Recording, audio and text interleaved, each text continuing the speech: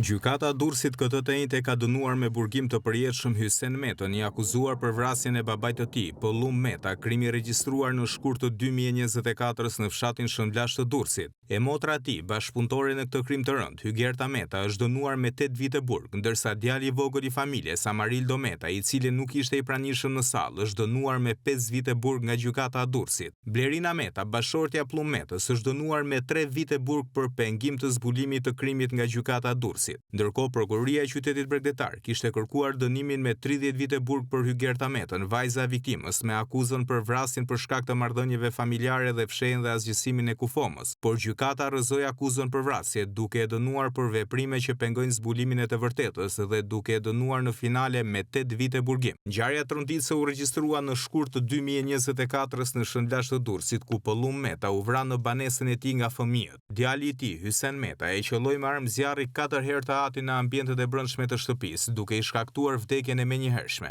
Pasi vranë babain e tyre, Hysen Meta bashkë me të motrën fshehen krimin duke zhdukur provat, si dhe duke groposur kufomën e të atit në stallën e baktive. Për fshehjen e kufomës në oborrin e banesës, si dhe të provave, ishin të përfshirë dhe vëllai tjetër i familjes, Amarildo Meta, dhe nëna e tyre, Blerina Meta. Pasi finalizuan krimin makabër dhe zhdukën trupin, Hysen Meta shkoi në polici dhe bëri kallëzimin për zhdukjen e të atit, por deklaratat kontradiktore të pjesëtarëve të familjes Meta quan policinë dhe prokurorinë e Durrësit në zbardhjen e krimit makabër.